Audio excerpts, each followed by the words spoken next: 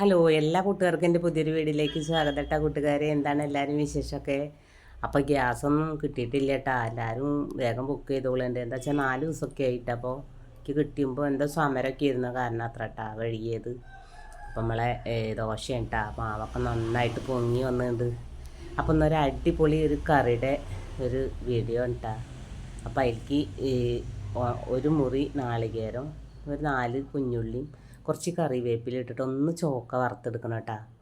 അപ്പോൾ ഉണക്കച്ചെമ്മീനും മുരിങ്ങക്കായും വെച്ചിട്ടാട്ടെ ഈ കറി നല്ല വറുത്തരച്ചിട്ട് അടിപൊളി ടേസ്റ്റ് ആയിരുന്നിട്ടാ. അപ്പോൾ ഒരു പ്രാവശ്യമെങ്കിൽ ഈ കറി കൂട്ടാത്തവരുണ്ടെങ്കിൽ ഒന്ന് കൂട്ടി വെക്കിട്ടാ. പിന്നെ നമ്മൾ ഉണക്കച്ചെമ്മീൻ കിട്ടുമ്പോൾ പച്ചത്തേങ്ങ അരക്കില്ല കേട്ടാ, ഇതേപോലെ വെക്കുള്ളൂ. ഇപ്പോൾ നാളികേരമൊക്കെ ഒന്ന് വറന്ന് വന്നപ്പോൾ മുളക് പൊടി, മല്ലിപ്പൊടി, മഞ്ഞൾപ്പൊടി ചേർത്ത് കൊടുത്തിട്ടുണ്ട് കേട്ടോ. കുറച്ച് എരിവില്ലാത്ത മുളകും പൊടിയും ചേർത്ത് കൊടുത്തിട്ടുണ്ട്. ഞാൻ ഒന്ന് ഇറക്കിയിട്ട് ഒന്ന് ചൂടാറിയിട്ട് ഒന്ന് അരച്ചെടുക്കണം.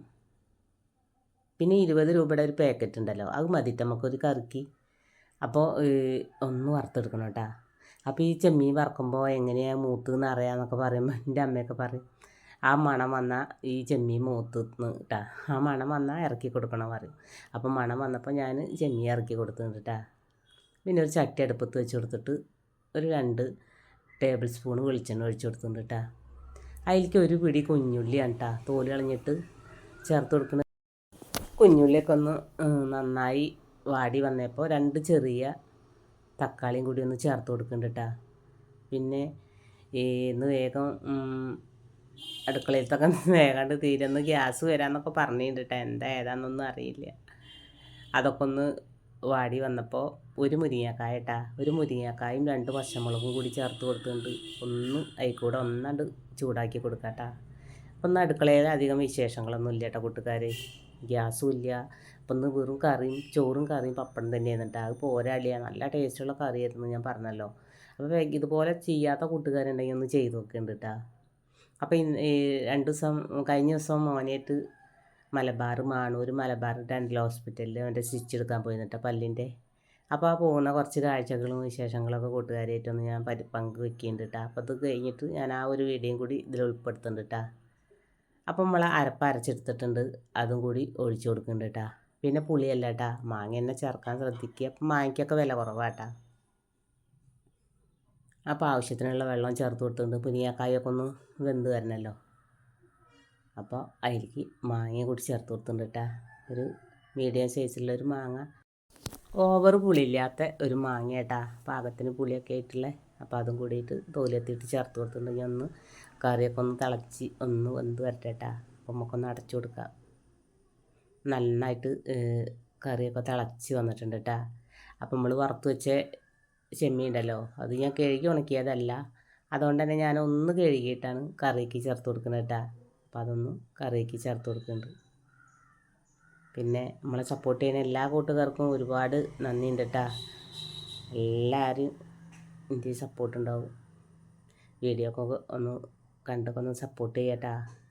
പിന്നെ നല്ല മൂടി കെട്ടിയിട്ട് മഴ വരുന്ന പോലെ ഉണ്ട് കേട്ടോ. പെയ്യോ എന്താണെന്നൊന്നും അറിയില്ല. അങ്ങനെ മൂടി കെട്ടി നിൽക്കണ കാരണം ഭയങ്കര ഒരു പുഴുക്ക, എന്തൊക്കെയോ ഒരു അസ്വസ്ഥത.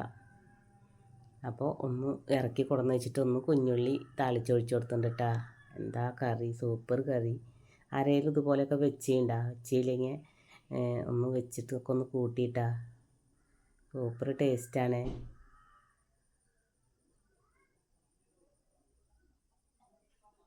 അപ്പം അങ്ങനെ കറിയൊക്കെ ആയല്ലോ. അപ്പോൾ ഞാൻ വേഗം ദോശക്കല്ല് അടുപ്പത്ത് വെച്ച് കൊടുത്തുകൊണ്ട് ഇപ്പോൾ അടുപ്പത്ത് പാചകം ചെയ്യുമ്പോൾ 2 അടുപ്പ് മതിയാവണില്ല കേട്ടോ. അങ്ങനെ ദോശയൊക്കെ ഒന്ന് ഉണ്ടാക്കിയെടുക്കാം കേട്ടോ. നല്ല പുളിച്ച് പൊങ്ങി വന്ന മാവാണ് കേട്ടോ. അപ്പോൾ ഞാനിങ്ങനെ അധികം വലിപ്പമില്ലാതെ കുട്ടി ദോശ തന്നെയായിട്ട് ഉണ്ടാക്കിയെടുക്കുന്നത്.